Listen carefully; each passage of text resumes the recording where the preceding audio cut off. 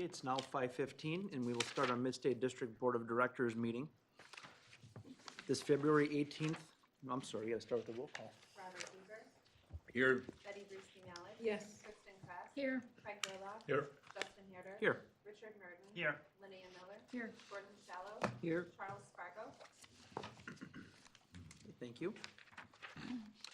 This February 18th, 2019 meeting of the Mid-State Technical College Board and all other meetings of the board and/or its committees is open to the public in compliance with state statutes. Notice of this meeting has been sent to the news media and designated persons in an attempt to make the citizens of the Mid-State Technical College District aware of the place, time, and agenda of the meeting. Open forum. The open forum is at the option of the board chairperson, and ground rules may be established in order to ensure the orderly conduct of business.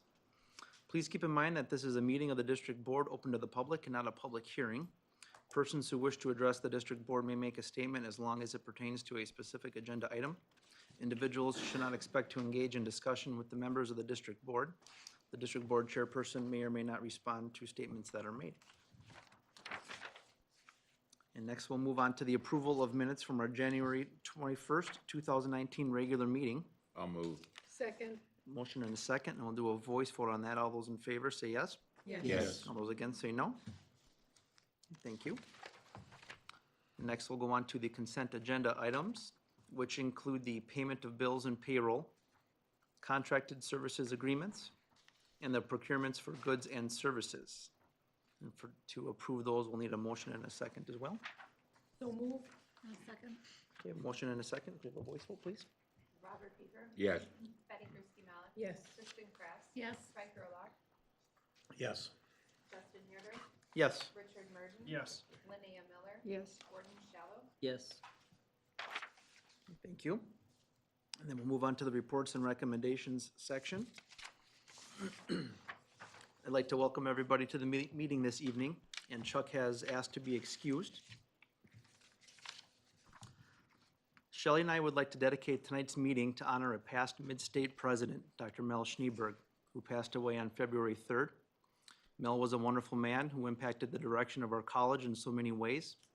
Tonight, we would like to dedicate this meeting to him to honor all of what he accomplished.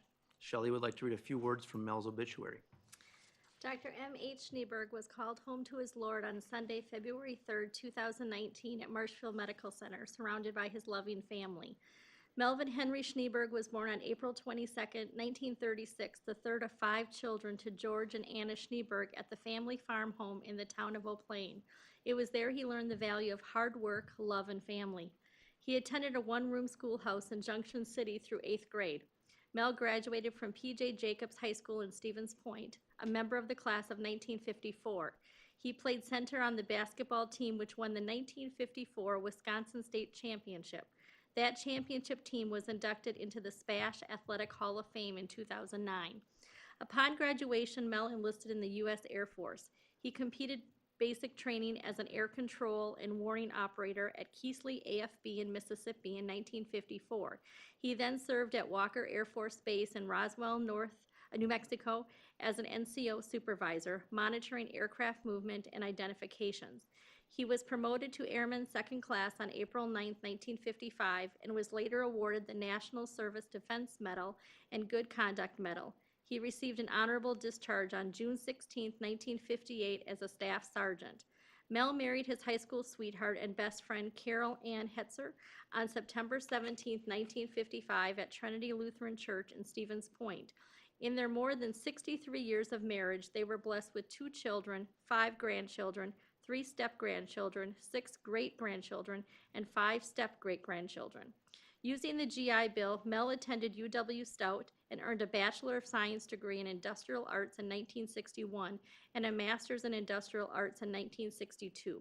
He served as an Associate Professor of Middle Tennessee State University in Tennessee from 1962 to 1965 and at UW Stout from 1965 to 1966. In 1966, Mel accepted the position of instructor and department chair of industrial trades at Mid-State Technical College in Wisconsin Rapids. In 1968, he was named dean of the Wisconsin Rapids campus. He received a PhD in Educational Administration in 1975 from the University of Wisconsin-Madison. Mel was appointed assistant director in 1978 and appointed the district director in August 1981. He retired July 1st, 1995. During his tenure, Mid-State student body grew by over 22%, and the course curriculum was expanded by another 13 associate degree programs, including nursing, respiratory therapy, electrical power engineering technician, computer electronics technician, real estate, and police science. He was instrumental in the district's massive building program, which included expansions of the new Wisconsin Rapids campus in the mid-70s and a 1990 voter-supported $4.5 million construction referendum, which funded an expansion of the Wisconsin Rapids and Stevens Point campuses and the construction of a new Marshfield campus. You will see the picture to the right was, I had the privilege right before the holidays to get together with all of the former presidents, and it was just a really great day. He shared a lot of words of wisdom, and he was so proud of Mid-State. I know when we went to the funeral, myself and a number of the staff, Carol told me, his wife, that he was in my corner, so that makes me feel good, and I said I will do my best to carry on his legacy, and that's why we just felt we needed to do a little something tonight for him. I appreciate it. Bob and I both were on the board when Dr. Schneeberg was our college president, and he was a gentle man. He was amazing. He was one of the people instrumental in the boards association being developed and taking control, the boards taking control of it as opposed to the presidents. Wow. Good for him. Yeah.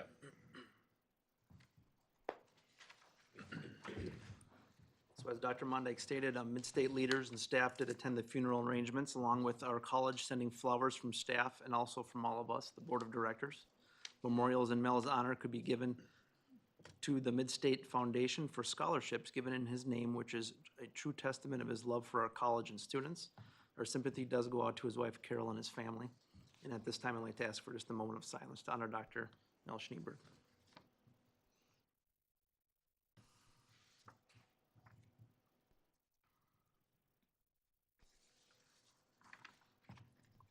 Okay, thank you, everybody.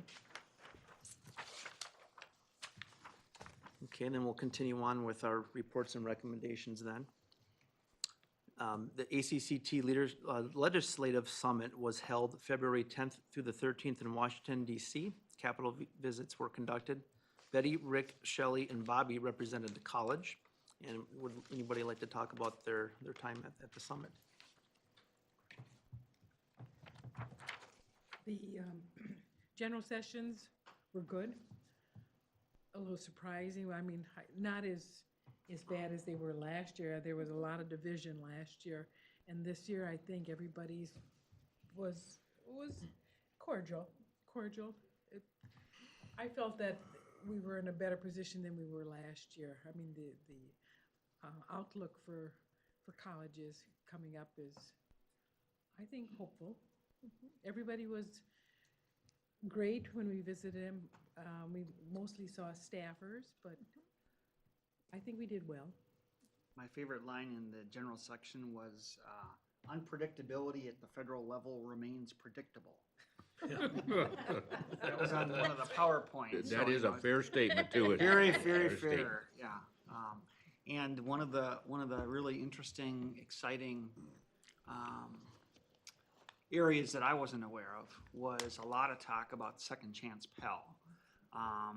There's 67 colleges that are participating in a pilot program to give those in prison a chance to receive Pell funding. And the data, there's been over 5,000 participants through that program, and the recidivism rates in general, comparatively, coming out of the system is 50%.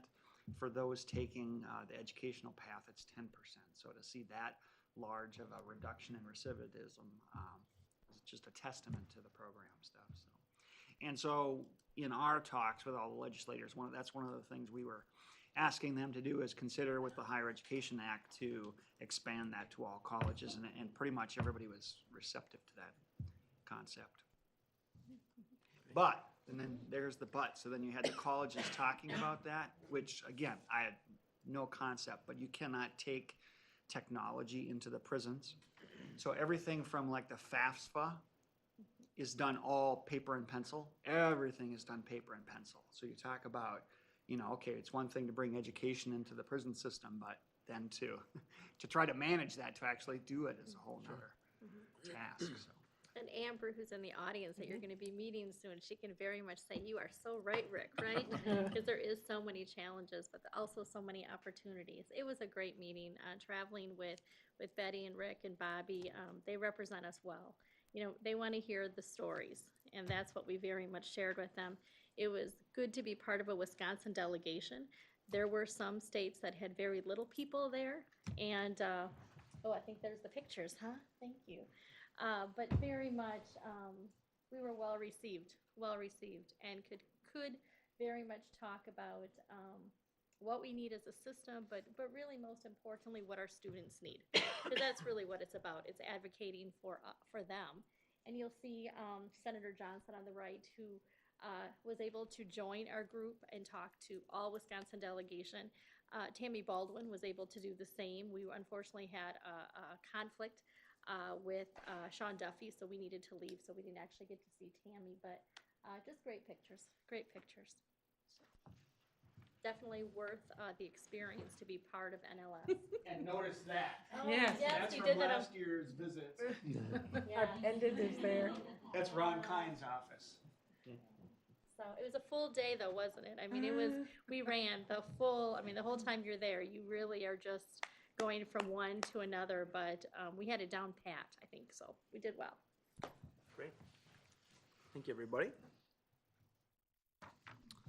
The Spring Boards Association meeting will be held April 11th through the 13th in Fond du Lac. The meeting will include an in-service on student services and annual meeting elections. If anyone is interested in attending, please contact Angie so proper arrangements can be made. The Spring Board Advance will be held on Tuesday, May 9th, so mark your calendars. Additional details along with the draft agenda will be shared in March, and any suggestions for topics can be shared with Dr. Mondyke or Angie. Next meeting date. The next meeting will be held on Monday, March 18th, 2019 in Adams. Go ahead, Betty. Campus. I didn't say a First word. time at the Adams campus. I'm right? sorry, I missed the Yes. key Right. word at the end of that sentence. Yes, Adams campus. Committee meetings will begin at 4:15 PM unless otherwise announced. Committee of the whole will be held at 5, and the regular meeting will begin at 5:20. And that concludes my report. And that will take us into the Midstate Foundation Liaison Report Very good. with Betty. This report was prepared by Joe Steckbauer, our Midstate Foundation and Alumni Director, regarding events. The Employee Giving Campaign for the month of February 2019. The theme is Be a Superhero in the Lives of Our Students. Mark your calendar. Our summer golf outing is Tuesday, June 11th at Lake Arrowwood Head. Free tuition Tuesdays with a partnership with the Raptors will be for the month of June 11, 18, 25, July 2nd, July 23rd, and July 30th. The Sand Valley Golf Outing is scheduled for Wednesday, August 7th. The Trap Shoot is Friday, September 6th. And the scholarship reception is Thursday, September 12th. Regarding scholarships, the high school application window was from January 7th through February 22nd. And the spring application window for the August 2019 semester opens May 6th through June 21st. And that concludes the report from Joe Steckbauer. Thank you, Betty. Thank you. And next we'll have the President's Report with Dr. Mondyke. Thank you. Since our last board meeting on January 21st, and if you recall, that's such a great day because that was my birthday. So I'm much older before you today than I was then. We've had a number of exciting on-campus, off-campus events. So just a couple that I want to highlight. Winterim session, you're going to be hearing more about that in the committee, but we saw a 40% growth for the number of students that we serve. So just had an awesome winterim.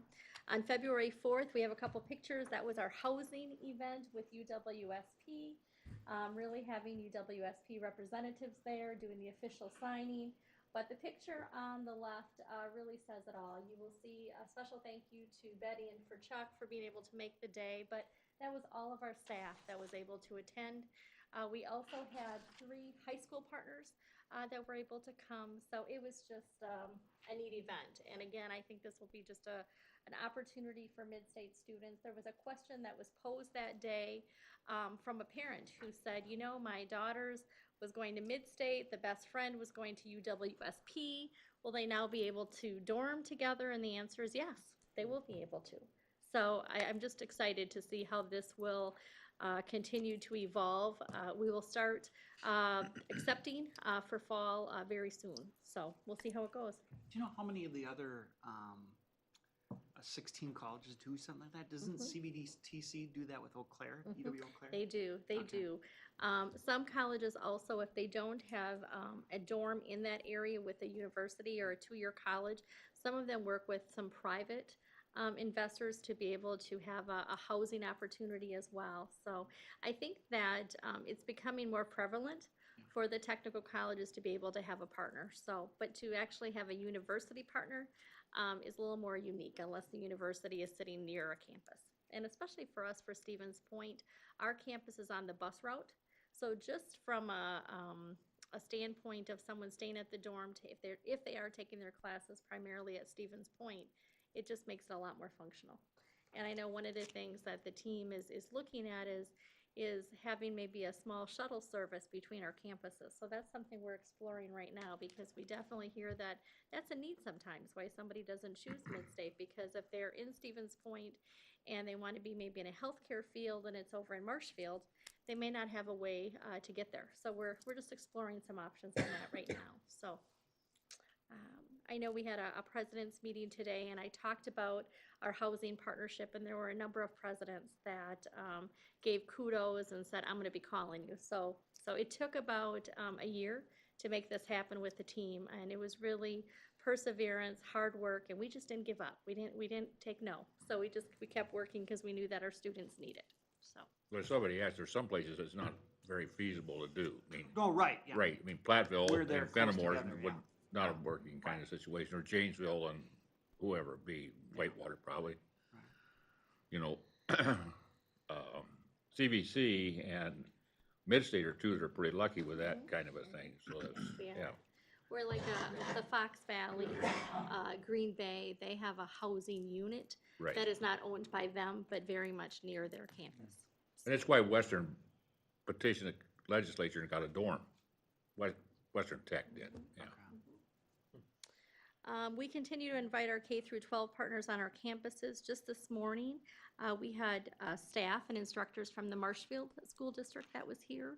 I was able to do a welcome, had a full day of talking about what we offer, to our pathways, to just, we know getting instructors here on campus, they leave with a different impression than maybe what they first thought of Mid-State.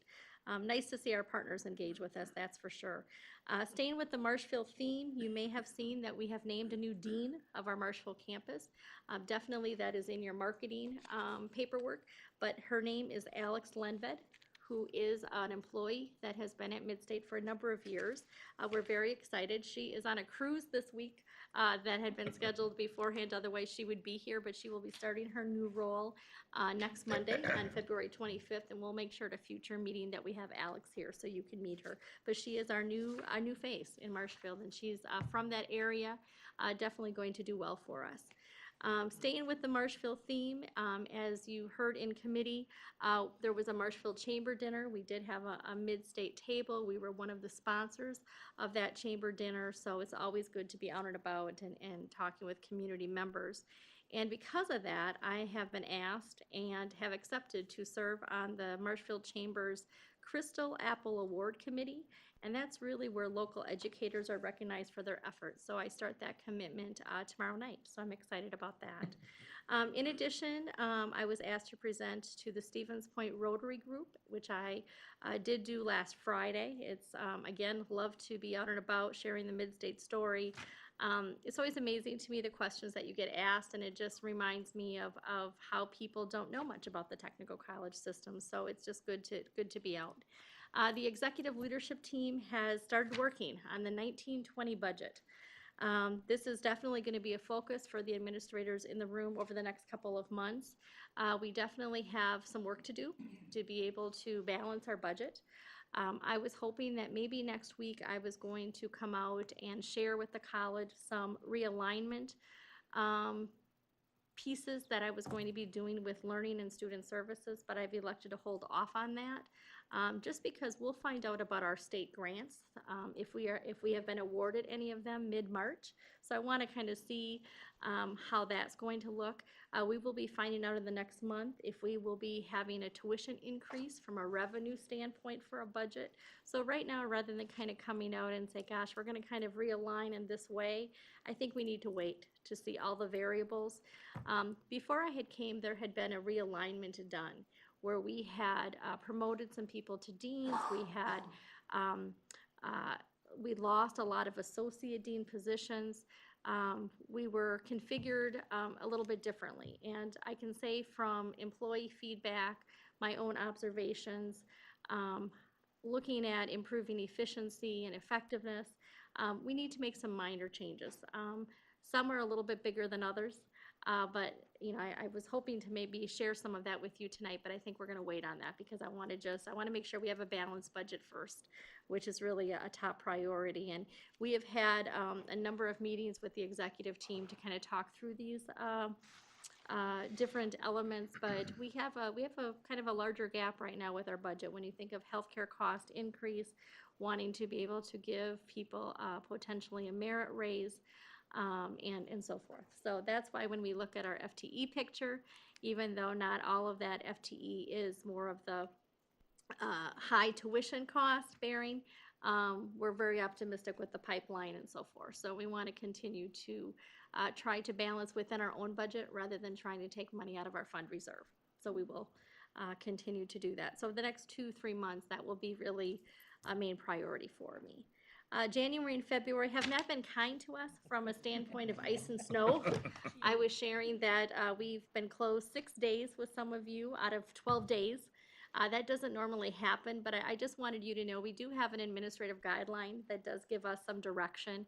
So typically when we get over, you know, a -35 below with wind chill, that's going to be when we're going to start looking at potentially closing. We definitely look at our K-12 partners. We would never close if they're not closing, to be honest with you. But we know once they start closing, we know that we have a lot of commuters, we have a lot of parents. We know that then it's harder for them to come to school as well. So we're trying to be not only student focused, but employee focused. So bear with me, that's probably one of the hardest decisions I have to make. And I held out that last time until in the morning because I just wasn't sure, but when our last bigger high school closed, I decided to close as well. So just know that that's Matt and really the executive team working with me when we make that decision.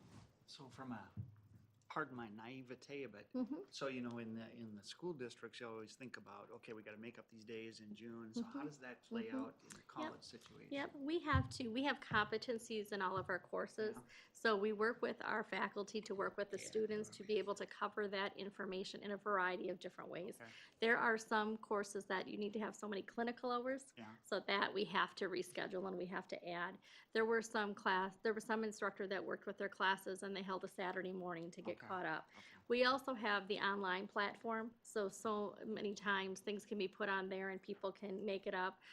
Some classes may say, gosh, we're just going to add 10 minutes to the rest of the remaining. So we're not as much time-based, except for some clinicals and things like that, as we are competency-based. So good question, good question.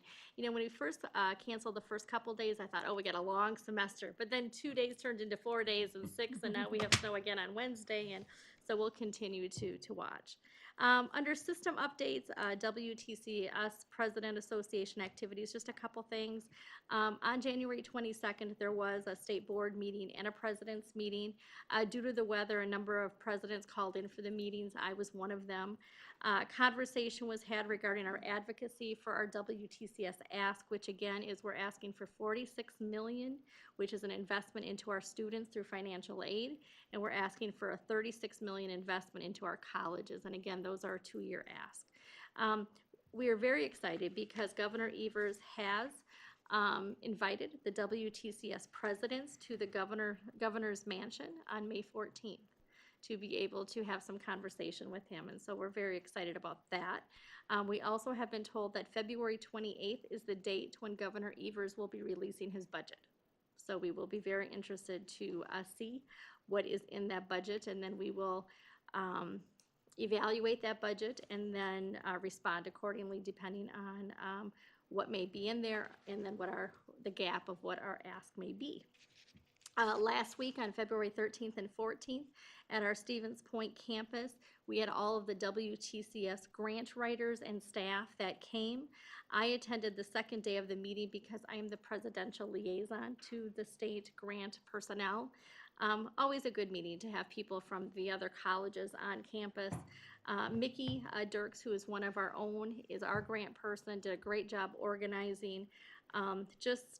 Very pleased with what we're doing here with grants. We've reorganized a little bit. We've made sure that it's really a collaboration across the college, and it's working well. I did receive some good news on one of those cold days that I was selected for the 2019 Phi Theta Kappa Paragon Presidential Award. Say that 5 times, right? That's given out nationally. I did not know that I had been nominated. So when I got this, I right away thought this is spam. But there was one of our instructors' name on it, so I had emailed them to say, hey, is this spam or did you do something that I didn't know? And they did. So the Phi Theta Kappa leaders and students got together and nominated me for this national award. And it's given out to new presidents who show their work in supporting student success, academic achievement, leadership, and service. It's going to be awarded at their national convention in April in Orlando, so I am going to be attending that. So pretty neat, pretty neat. And then ACCT, again, was a great session. I need to give kudos to Angie, though. Angie does an amazing job of setting up all the arrangements. This time, she needed to arrange half of the legislative visits, which she did. That's not an easy task, not an easy task at all. Again, continue to hear good things about WTCS, continue to hear good things about Midstate. Seeing the banner when you walk in DEC is, it just reminds us what we're here for, and that's our students. So the Higher Education Act is something that I'm thinking we're going to put on for the board advance to kind of talk about that reauthorization. What does that mean? And I thought we would do a little bit of education on Perkins as well, because one of the things that we were thanking the legislators for was the reauthorization of Perkins 5. And I thought that might be a good educational topic as well for you in May. So we'll continue to work through that agenda. And some of us didn't know what Perkins 5 meant. No. And the staff out there would say, oh my gosh, if we lost it, that's really the support for our students. And so I just thought those are, kind of a couple of buzzwords. And that's part of what I believe you want the advance to be, is something where you're growing your knowledge as well. And that's good for the staff too. See, so now you know Warner will be proud of you, that you understand when she's talking about it. Yes. Little bit. A little bit. Enough to be dangerous, right? We either know too much or not enough. But that would end my report, Justin. Okay, thank you. That'll take us into the committee reports, the first being Finance and Audit Committee. Oh, Kristen's gonna be on the hot seat tonight. The Finance and Audit Committee met tonight. Charles Fargo, as you mentioned, asked to be excused. Let's see. He's playing golf in the south. What he's doing. We have already reviewed and taken action against our consent agenda items, including payment of bills, contract service agreements, and procurement of goods and services. As far as our treasurer's report, if you look at page 24 of your packet, under budget modifications for the month, modifications for January, facilitate a new grant, motorcycle capital purchases, and changes to the student services budget. This will increase the revenue by $59,076 and expenses by $97,453. On page 25, you'll notice the budget review revenues, expenditures, and changes in fund equity. It portrays our current budget by reflecting budget modifications to date. Revenue and expenses are tracking along the budget. We are at 52%. Now, if you straight line it, we're at 58%. We are slightly underspent. On page 26, under accrued revenues, expenditures, and changes in fund equity, it portrays an interim change in the fund equity at the month end. For January, year-to-date, accrued revenues exceeded accrued expenses by $2.5 million, reflecting differences due to timing of revenue inflows and expenditure outflows. Detail by fund is reflected in the report. The revenue and expenditures by account group. Revenues for January total $1.5 million, the majority recognized from state aid and state grants. To date, 62.9% of the current revenue budget has been recognized or realized. Expenditures for January total $3.3 million, the largest outlay for monthly salaries and wages and employee benefits, and $0.6 million for current expenditures. To date, 48.4% of the current expenditure budget has been encumbered or spent. Current year-to-date changes from prior year budget align with projected budget variances for fiscal year 2019. And on page 27, the combined balance sheet, cash and investments for the month end total $17.1 million. This represents 60.3% of our maximum monthly balance that occurred in February 2017. We received state property and relief payments of $10 million, which will be reflected in next month's statements. Any questions on that? Bob? Also, the Finance and Audit Committee meeting will be getting together in May to go ahead and discuss the proposed fiscal year 2020 budget. I think that is all we have today. Thank you. And next, we'll move on to the Academic and Human Resources Committee with Linnea. Thank you, Justin. We had no consent agenda items this evening. We have two informational items. The first one is the much talked about Winterim 2019. At your places, you'll have a page like this. And just a brief overview, Vice President of Academics, Dr. Deb Stensel, went over some of these facts. It was the first 3 weeks of January. In comparison to 2018, we increased student enrollment by 40%. We increased the FTE by 4.6 and offered 7 more classes, 65 this year compared to 58 last year. And the most popular one by far is a required class for student success. And it was, and every school was represented in these classes that are being given. We served 10 more new students this year, 14 more students enrolled in the spring semester. More students took a Winterim class to lighten their load in the spring semester. The majority of students reported they would take a Winterim class again, and most take 1 class, some took 2. 54% of the students reported being interested in taking a summer course, and we've received positive feedback from students and faculty. And specific student feedback will be shared with the academic team and considered as they plan the upcoming summer and Winterim offerings. And then there's some other facts on here. One thing with our little gifts here, those are the people that completed surveys. And they did have some student life activities for the group as well. Any questions on that? That's pretty impressive. Yeah, I think so too. That's very good. One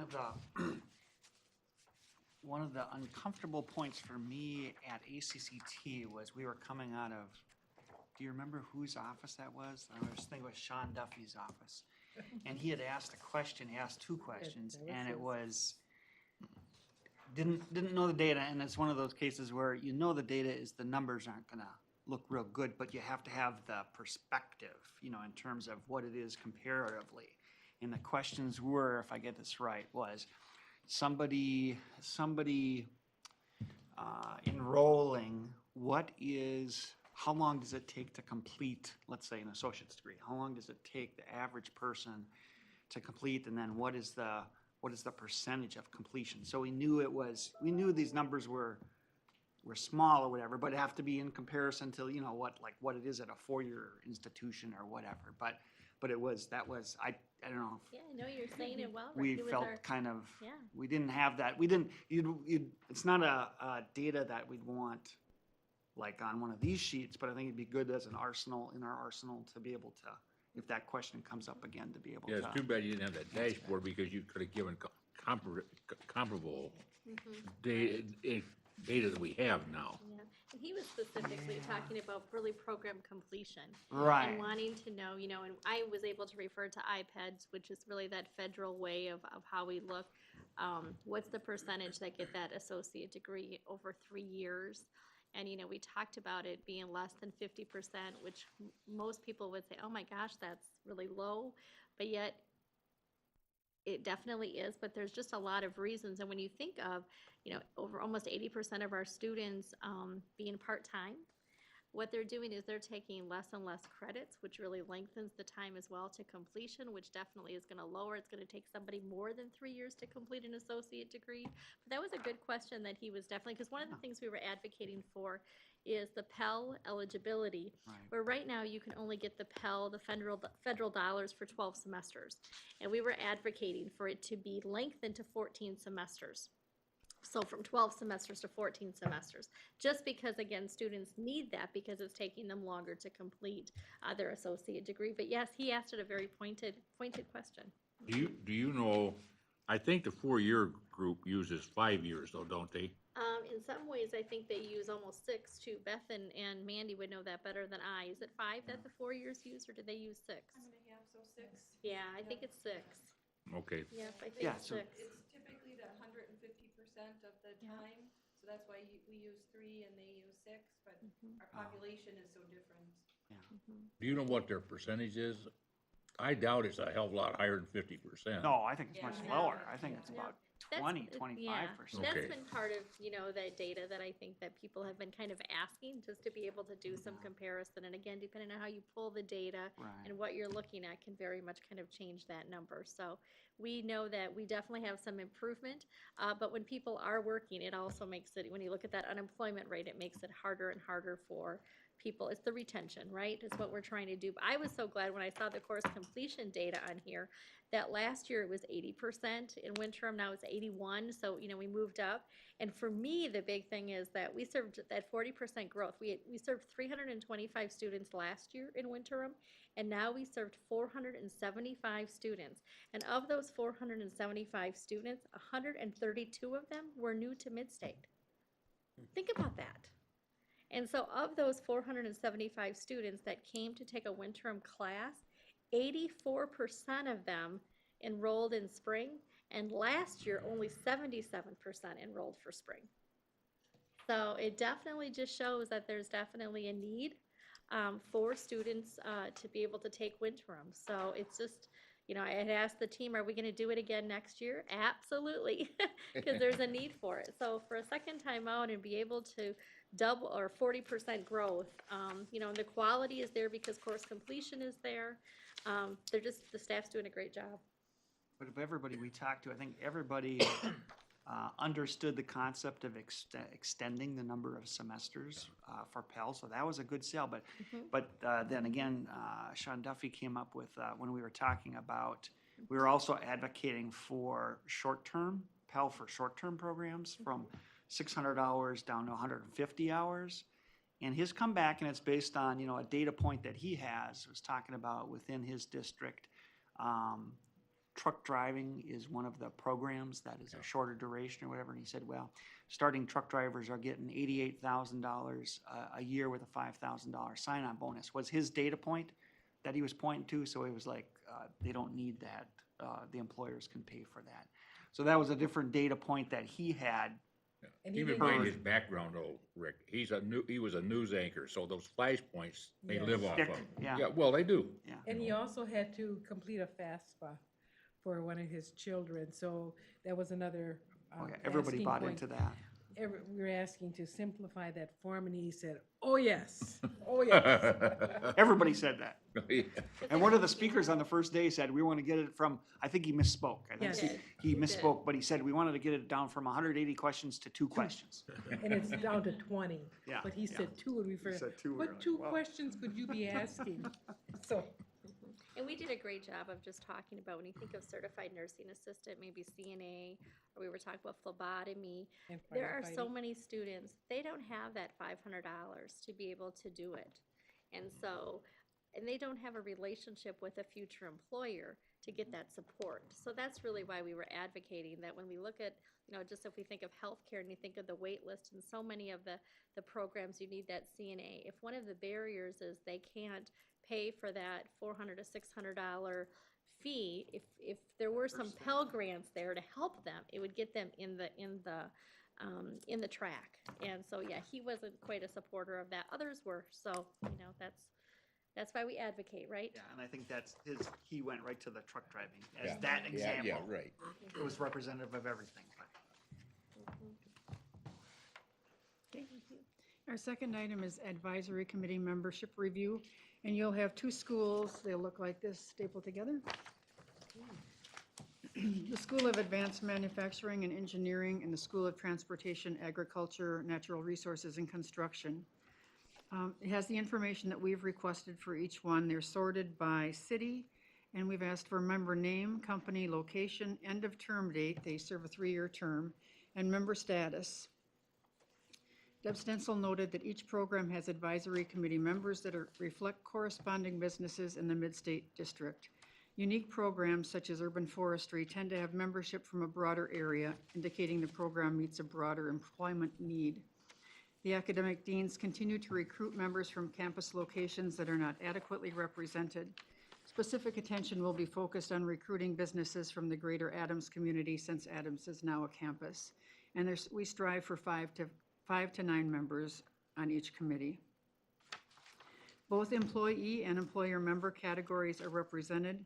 The majority of terms are up to date. Those that expired in 2018 are expecting to be updated at the spring 2019 program meeting. One potential member will be considered to join the Machine Tool Technician Committee, and I think he's bolded and italicized. Members reflect the community and those typically employed in these industries. In August or September, Deb will share similar information with the board for the other academic schools. It is anticipated that more term renewals and new members will be added during the spring semester and reflected in the fall presentation. So you can have I'm not going to read them to you, but you can have a look at them and see if you have any Very questions. nice report, very nice. Thank you. Yes, that is good information to have, by the way. Any other questions? That concludes my report. Thank you. And next we'll have Facilities and External Relations Committee, Rick Bob. Our first, we did not have any consent agenda items. Our first report was on enrollment. And our FTE was about flat compared to last year, only 0.56 short. And by the way, if you want to look, there's a blue-gray sheet, excuse me, that you can pick most of this up off of. Head count is up 1.7, which Shelley is proud of. And by school and campus, the information's available. Well, she should be. I'm not making fun of her. Compared to other technical colleges, Mid-State is toward the top. Mandy said there's only one college is a plus 0.5% increase. The rest are down, ranging from 1.1% to 5%. And I think Shelley pointed out earlier, this is the first time it's been flat in 8 years. Once the economy started to improve, everybody's enrollment started to drop off. So that's good news for us. The second part of our report is one of my favorite topics, obviously. The Higher Learning Commission dual credit faculty qualifications. And most of you are aware that I'm going to say 4 or 5 years ago is when they started. They didn't change the rules, they started to enforce the rules. And Shelley pointed out that all the colleges have kind of played on the gray area and they've done different things, which we did as well. And it's kind of gone along. Well, finally, the state office, and I think, and some of the presidents negotiated an extension to get people as far as they could in terms of getting ready, or the K-12 staff to teach the dual credit classes. They have an extension till 2022. And as an editorial to this, I don't think that the Higher Learning Commission has considered the fact that there's a decreasing number of staff members and students. There's an increasing cost in the school for kids, and there's an increasing student debt load. They seem to ignore all that, just, here's our rules, we're gonna live by them. So that's an editorial on my part, but it's a factor. Instructors must have, your K-12, and if you had a master's just in education, or if I have a master's in health and social studies, both fields I happen to, doesn't mean a thing. I have to have 18 graduate credits in a particular course content. So if it's U.S. history, it's U.S. history. If it's government, it's government. If it's health or Phi-Ed, it's, okay. And it's even tougher sometimes on people who are in industrial, teaching industrial classes. And again, Mandy and Shelley both pointed out that one of the problems is some K-12 people have been teaching these classes for, I know some in Princeton have been teaching it 10, 12 years. And all of a sudden they're told that's not good enough anymore. So it's a problem. And you combine that with the fact that money is tightened up for the colleges and the school K-12 districts. The K-12 districts, when Act 10 was passed, basically there's no increased money for getting a master's degree, and there's no money to pay toward getting that degree. So the good news is there's a group of the technical colleges that got $275,000 grant money from DWD to help high school faculty get those classes. That's the good news. So it's going to take a while, and it's going to take a while to work out, but they're working on it. So, and dual credit is good for kids, and it gets them, saves them a lot of, I shouldn't say it. Yeah, it does save a lot of money. Ours is somewhere in the neighborhood of $600,000-700,000 just at Midstate. Yeah, 400, something like that. Okay. But what is it, Bob? What do you see from a high school instructor? What would be their motivation to do this? Just to help the kids. I mean, that's really their motivation. Yeah. And remember, most people come into education because they're nurturers by training, by life. That's just the way they are. I tell people when they ask me, I think that's one of the things we don't understand. Healthcare people, educators, people like that, that's all a nurturing kind of lifestyle. And that's the reason they do it. So if you got into education to make a lot of money, you went the wrong direction. That's all there is to it. Now, Clarification, that's 18 hours of content? yes.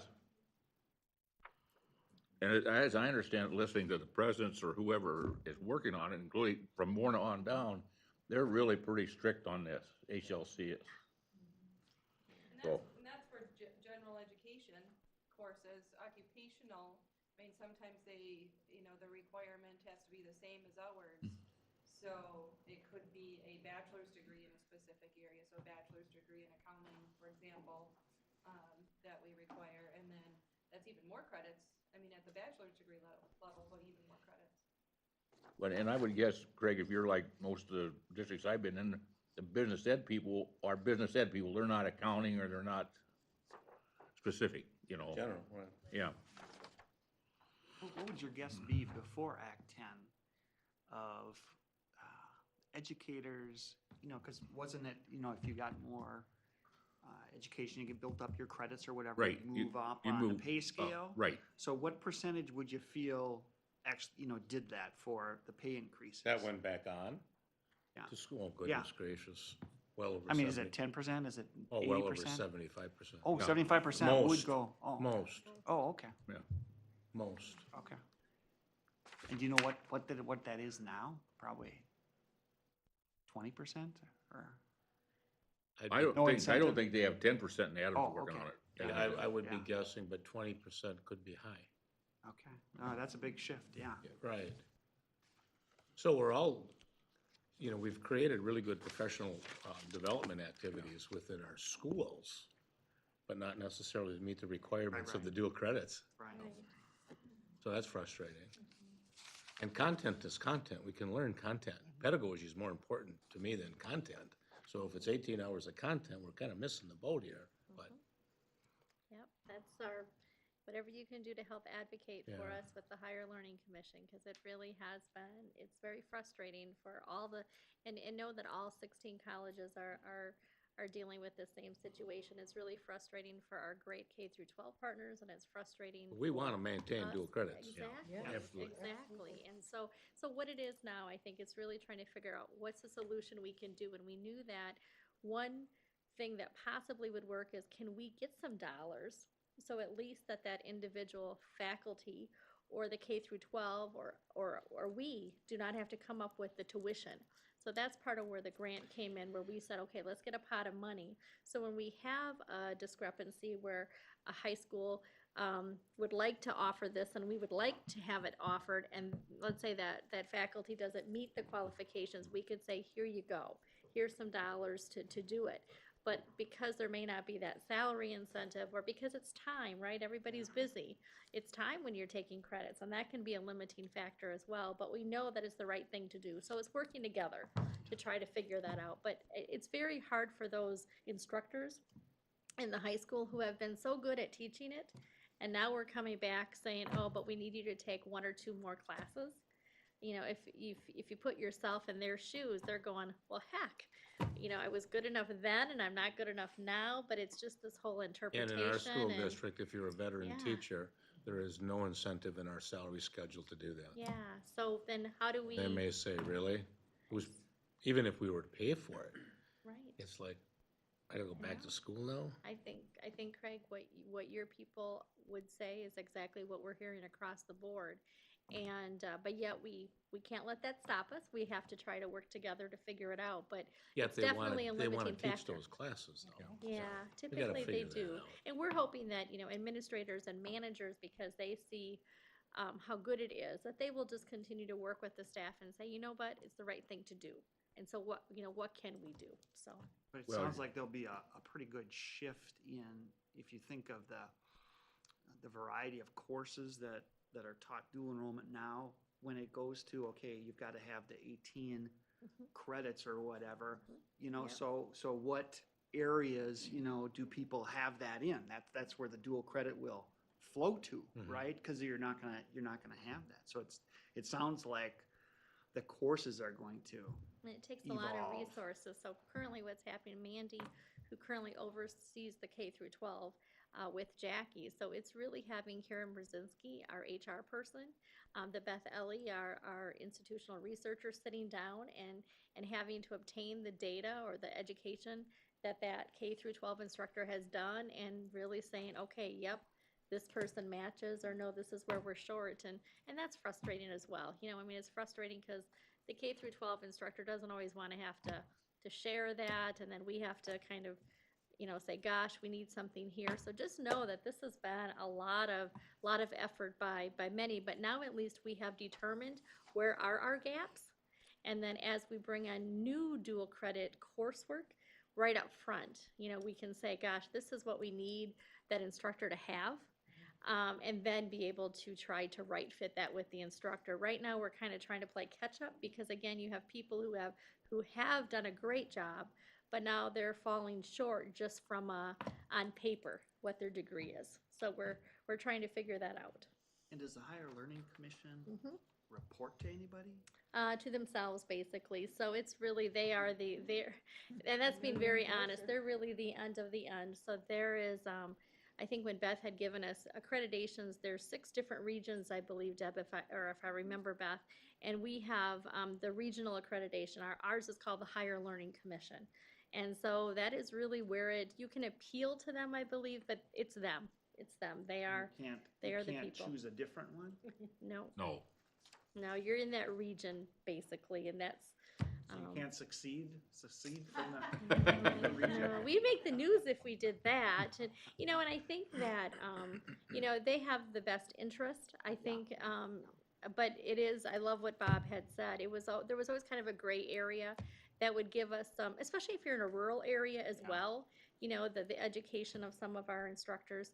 And so it was nice to have that. And now they have very much said, you know, because they've been citing institutions and because we've been trying to get clarification, it's really clear now that you shall. And so that's what we're trying to make sure we're being good stewards. Because if they would come and they would ask for the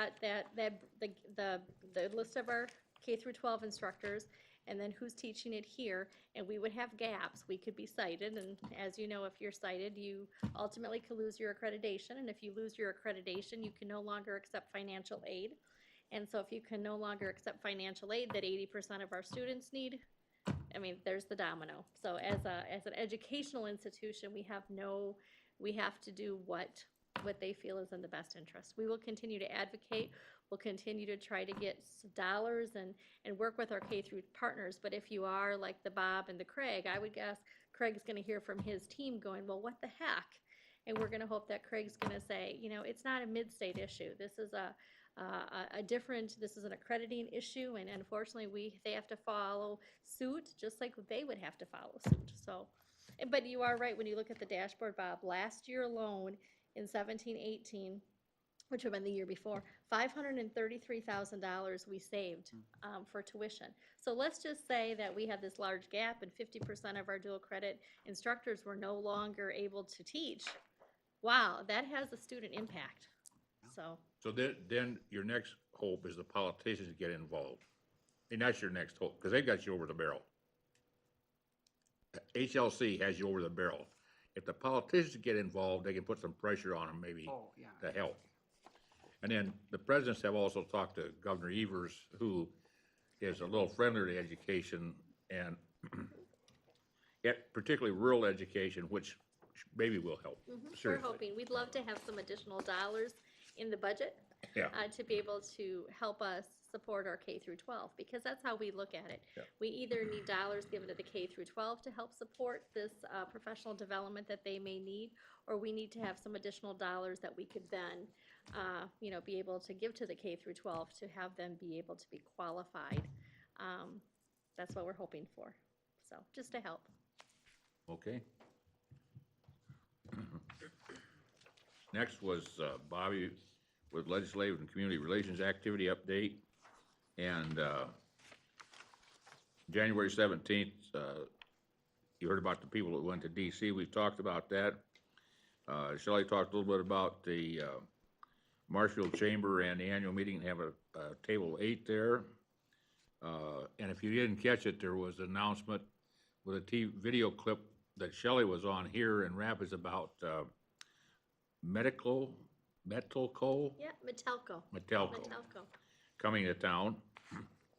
And at UW Stevens Point, we saw the thing about the housing, and Mandy with the interview was on there. And then early February, they talked orientation mid-state to Senator Jerry Petrowski. And again, they talked about the ACCT Legislative Conference. Bobby, what, this in North Central Wisconsin Work Board Foundation Directors Meeting, is that right? I speak those. Topic was college and foundation updates. The Heart of Wisconsin Chamber Annual Meeting, Mid-State will have a table 8 there. Central Wisconsin Days, Mandy, Shelley, Bobby, faculty plus 6 students will be there. Portage County Business Council, they'll have a table 8 there. They'll be at the Adams Chamber Annual Meeting, and there's a legislative gathering hosted and being proposed for the fall, right? Here at Mid-State. Yes. Of a bunch of legislators coming on campus. Okay. And then the last item is about contracts. And they've got about 9,000 worth for the month of January. And some as EMR training and Watt Group. Explain that to me, but I can't. We had a couple of contracts, we started training for our WAT grants. So as you know, we wrote a number of WAT grants who were successful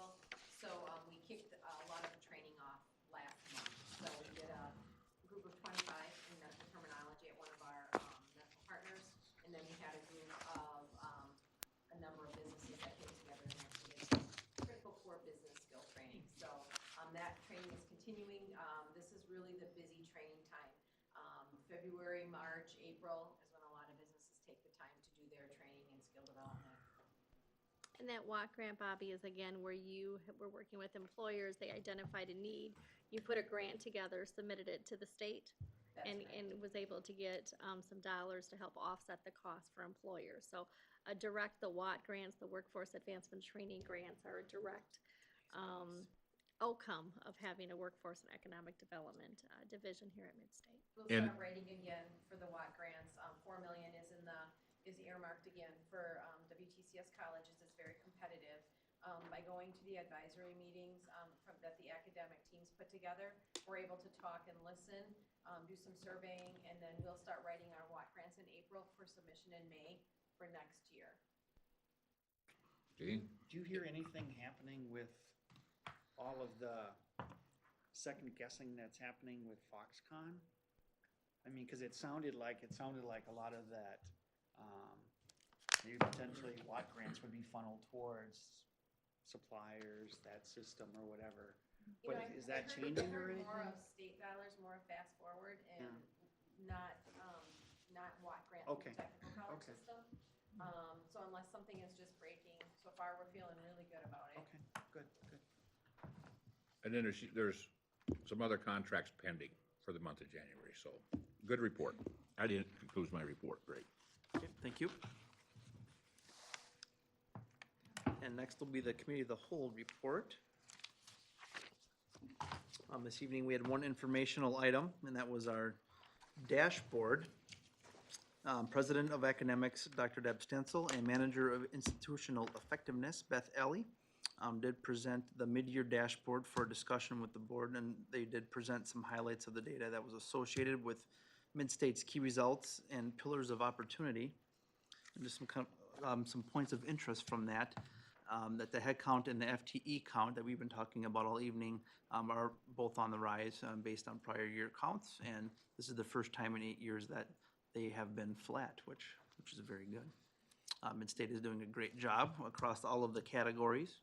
The areas of organizational effectiveness, organizational health, and workforce and economic development are showing great progress this year. And at the end of the school year, the board will be presented with the completed numbers for this year. And that concludes my report.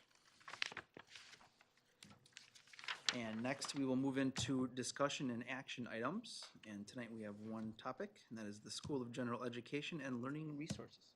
That's what the banner says, so hey, we might as well do it, right? So By itself. we have two amazing individuals that we want to introduce you to.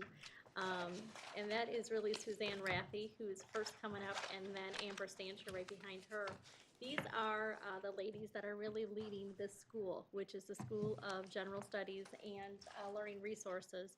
And I know Deb has just a few remarks as well, but I want to mention that this was one of the realignment changes that we had done. Beth Smith, who had been a dean here at the college for a number of years, she was leading the school. And when she had retired, anytime an open position comes open, it's always a good time to relook and see how we need to be positioned. And when you think of this school, and they're going to talk to this, it's really about the liberal studies, all your general education classes, and it's really about adult basic education. So really kind of two opposites in many ways when you think of that. And so what we had made the decision of is we really didn't want to put one of those two topics at a higher priority. We really felt as a college that they really needed to both be a top priority. And so what we elected to do with that dean position, and we had one other open position, was to really hire two deans, that they would be able to collaboratively work together. We could not have done any better with this team, I just need to say. So Deb, I'm going to turn it over to you, but you know, as Bob was talking about the enrollments, this is the school that I just want to mention that right now, and this would be on this particular table. These two individuals, with the help of staff, they are up 24 FTE for this school, which is huge. And it's really, again, what they're accomplishing. I'm just so proud of them. And we're lucky to have them at Midstate. So I don't know, Deb, if you're going to mention Suzanne was a full-time faculty, but okay, good. I'm going to turn it over to you. Okay. So first you'll hear from Suzanne, who's our Dean of General Education. has been with Midstate for 23 years as a faculty, teaching primarily in social science, but she's also taught business courses and also taught within our medical assistant program at one time. So she has come from faculty ranks, leading a group of faculty, which I think has worked out very well. She really relates to pedagogy, she relates to curriculum. We also have her working with articulation. So she's working with our four-year partners very closely to find points of collaboration, really trying to focus on, okay, please accept more credits. We have quality curriculum. It makes sense to articulate and take as many credits, up to 60 credits, and she's had some success with that. So we're very, very thankful that she decided to take this leap and come into administration. She's doing a great job. She's earned the respect of her faculty just since she started in June. So she's doing a great job. And then we have Amber Stanisher. She's our Dean of Adult Basic Education and Learning Resources. Amber started, I think, back in May. But she's been in the Wisconsin Technical College system for about 8 years. Amber has a passion for disadvantaged students and special populations. So she has a lot of experience working with our adult students who left high school, dropped out of high school, and are now looking for their GED or their HSED. She's also works with our job centers, our displaced homemakers, our displaced workers, and then also is very comfortable and is an advocate for those who are in our county jails. So we are very lucky. She knows the process. She's very creative. So she's been able to do some great things for us when it comes to adult basic education. And also supporting our students, both before they get into programs and in programs, because she's responsible for tutoring, kind of navigating kind of our pathways. So she's really helping from a student success standpoint as well. I'll let them share. They do have a handout as well. So I'll start. Thank you for letting us be here to address you. I'm going to talk a little bit about general education and then let Amber talk about adult basic education as well. And you see on the front side that says School of General Education. Typically, in the past, we have not had programs, degreed programs in general education. But as you know, we do now. We have two associate degree programs in liberal arts, the Associate of Arts and the Associate of Science degree, which we have in connection with Nicolet Technical College. That program began a year ago in spring of 2018. And I can tell you, and I'm very happy to tell you, that we have 35 enrolled students in that program, which is amazing because we really haven't had a what I might call a hard start to that program. We have, with the help of our fabulous marketing team, now have program flyers and cluster books, just like the other programs have. We have program guides that will be going on our website within seconds, really. And we're going to be able to market this program wonderfully. But even without doing that, we have 35 people enrolled in these two programs. And so I'm really happy to say that. We're going to look to see our first graduates probably in the spring of 2020. So I'm excited for that as well.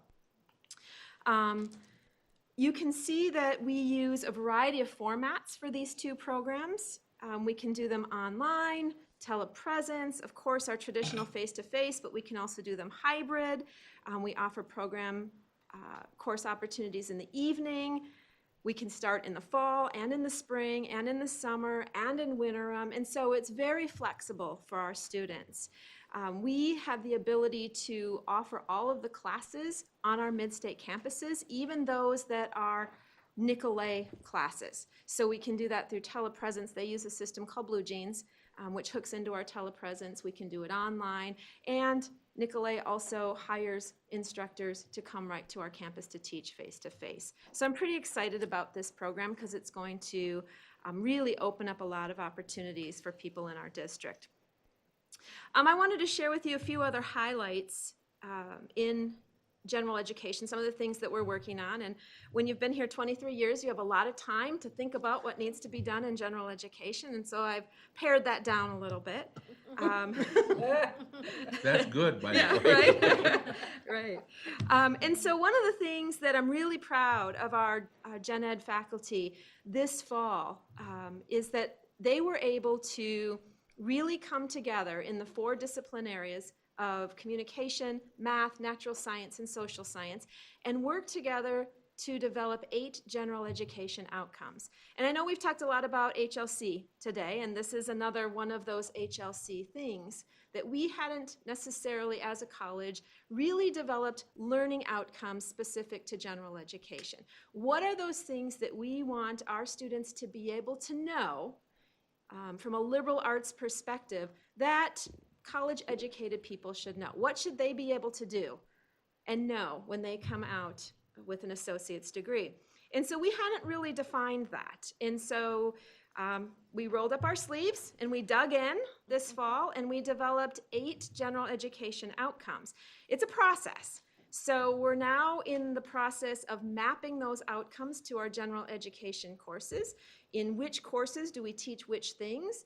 And developing the indicators as to how we're going to be able to measure that, right? Because it's one thing to say that we do this, but we need to be able to show that we do this. So how are we going to assess that? I anticipate that we'll be able, I can come back maybe next fall and tell you that we have gotten to that point. We're working pretty hard to that. And then once we do that within our own school, we're gonna branch out to the programs and really map how those program courses utilize the general education outcomes as well. So I'm excited about that. We've started really collaborating with our program faculty, and we've utilized one of our faculty and teaching learning days to have the general education faculty talk to the program faculty to really help them understand what is it that we do in general education, but also to learn from program faculty what is it that gen ed instructors can do in their classes to help your program. So it goes both ways.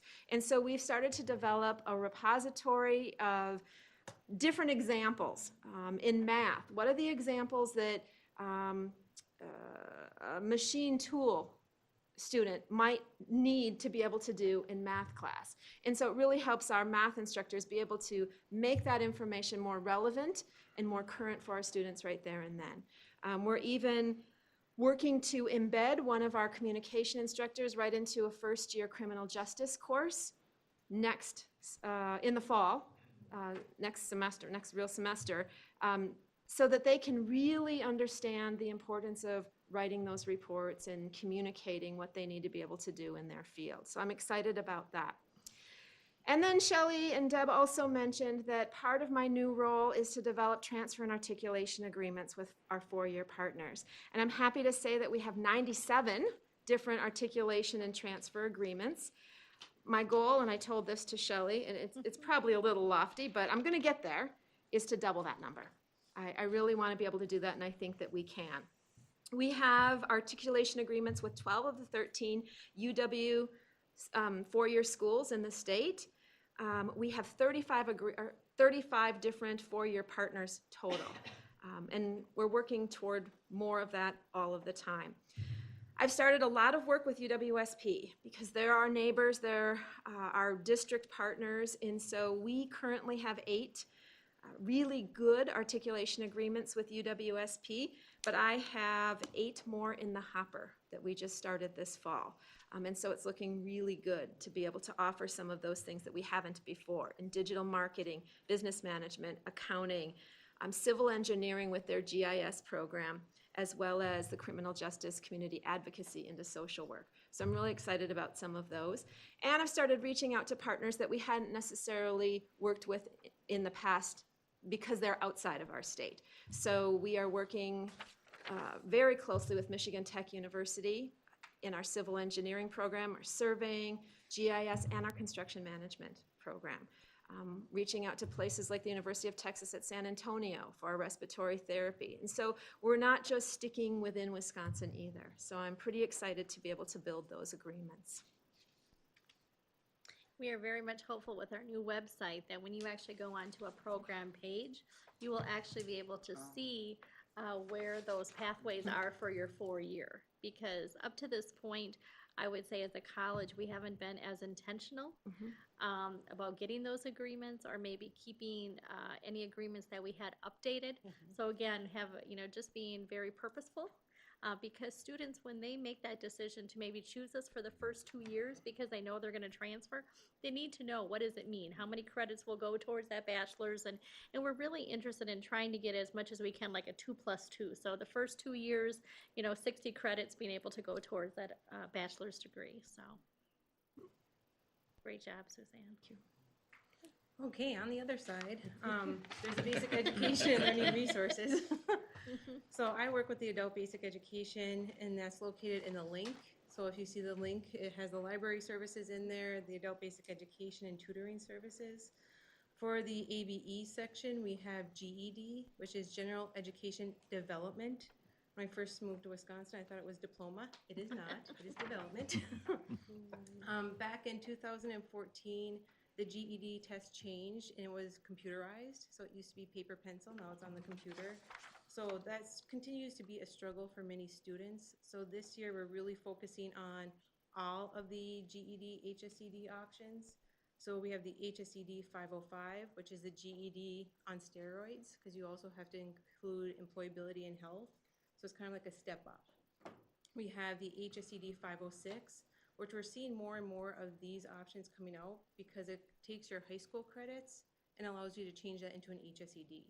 So a lot of our students who completed through 11th grade might have been one class short in English. Well, now they can take English Composition 1 and get their HSED. So it's kind of a good transition diploma.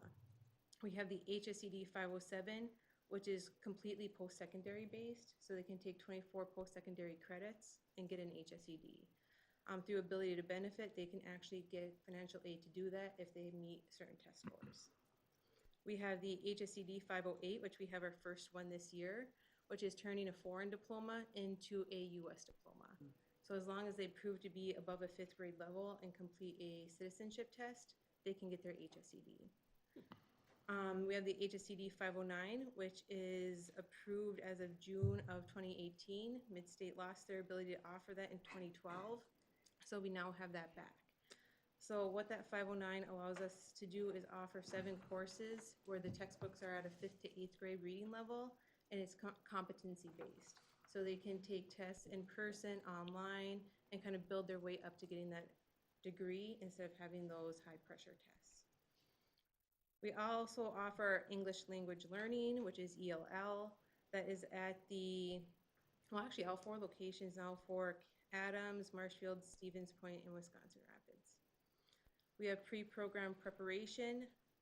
This used to be higher enrollment before the multiple measures, but now with multiple measures, we're seeing more students getting right into program. We have program student support, and I'm going to talk about that a little bit later.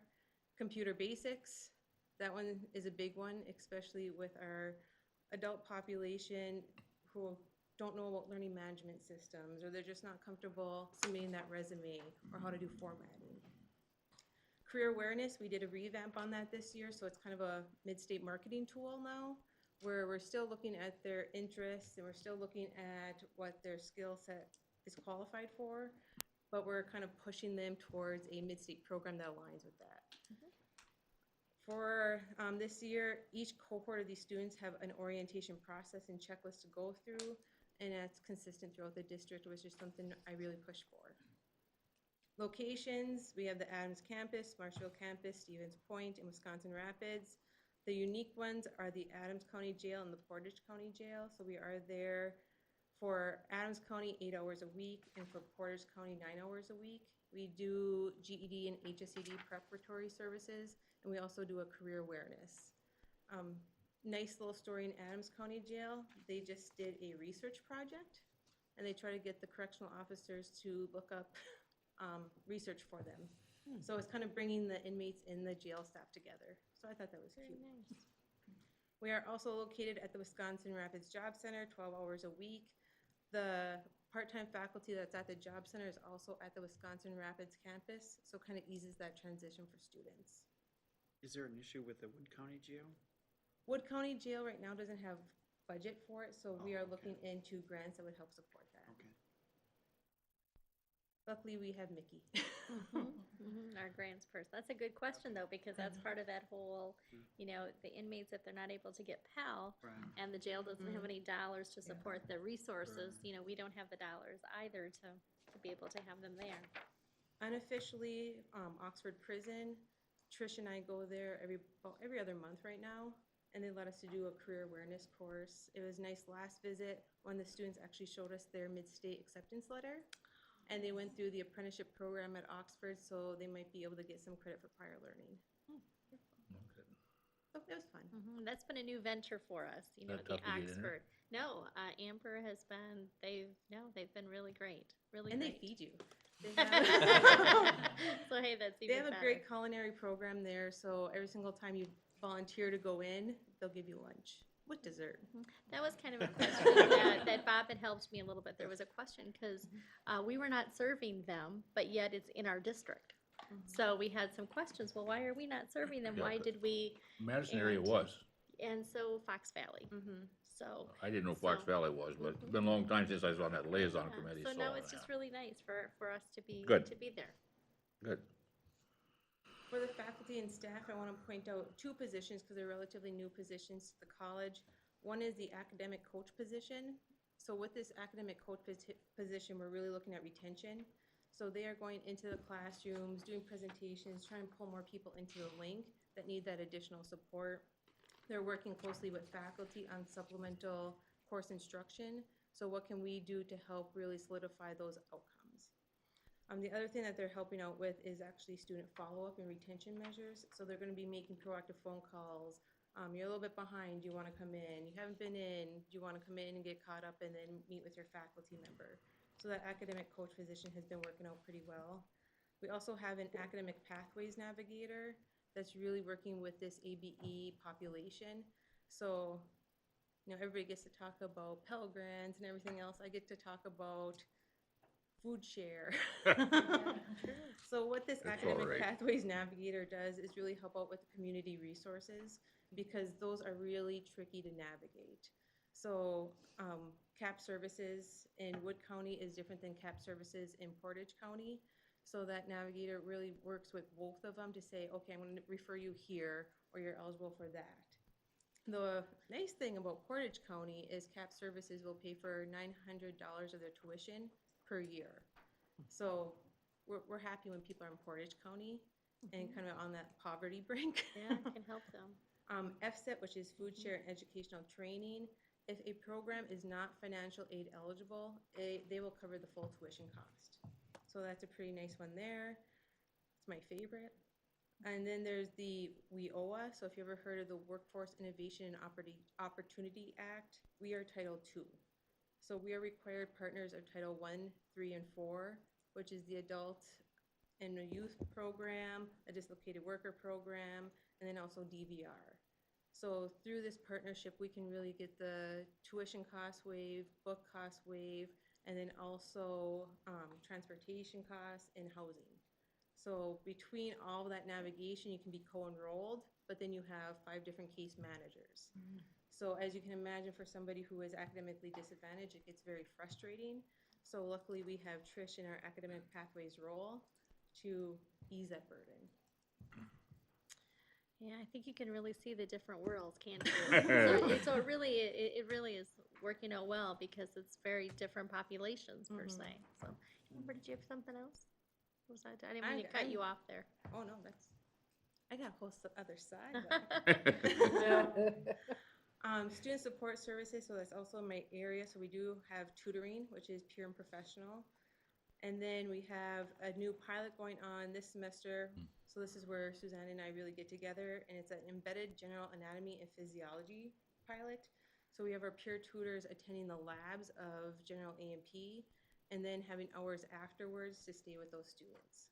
So far, the drop rate was only 2%, which is unheard of for general A&P. And I want to say over 70% had a C or better. Right. So we're hopeful that that will continue.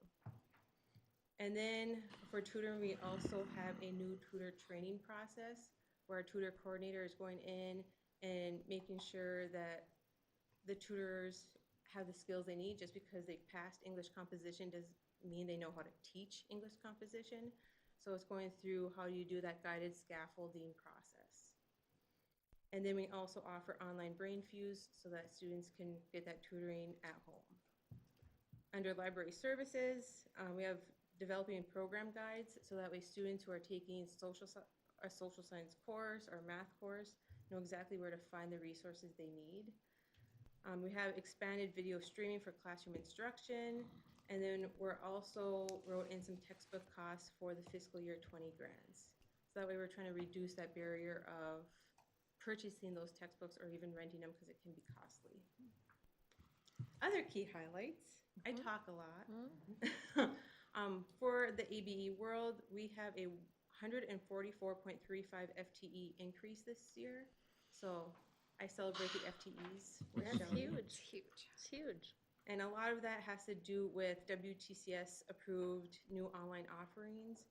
So for HSCD 509, which is new, that can be completely done online. The nice thing about that is because we structured it to be a 36-hour course, if they complete that, we get that attendance even if they don't come in. We also have a program called Plato, which again, if they're working from home or at the library, those hours are tracked and we can include that for our FTEs. For ELL, we use Burlington English, which is more structured towards, do they want English for the construction trades, everyday English, or English for the health professions? And that vocabulary really goes with what they select. Just amazing. That's just amazing. Different world. In this particular area, you may recall that there was a large grant that had been over $200,000 that we unfortunately had lost. And so he's trying to make me cry at a board meeting? Yes, I know. So we're very much, positioning ourselves to try to be able to get some of that funding back. And you can definitely see how knowledgeable Amber is in these areas because it's its own entity. So, and if you want to just finish up, Amber, great. And the other things are more processes that really reduce staff time. So we do an ABE class rollover. It took us 1 day instead of a full month. So we're saving staff time there. And another IT project was AccuSQL and PeopleSoft project. So before, things were being manually entered into 2 different places. Now it's going to be entered by the student in one place and then integrated into PeopleSoft. And how long have you been here, Amber? 9 months. And Suzanne, you've been in your role? 8. 8 months. So. Our they motto is, have- we got this. Yes. And they're making you proud, everybody. They're doing good work. So, when you think of the banners, what we've been trying to do is highlight. So, the School of General Education and Learning Resources, now who's leading. You've met Missy with School of Business and Technology. You had met, I think we had Al come in, and we've had Colleen come in. So, just trying to give you some faces and the detail. Do you have any questions for these? It was a good job, though. Yeah, good Yeah. job. Very good Thank job. Thank you. Good job. Thank you.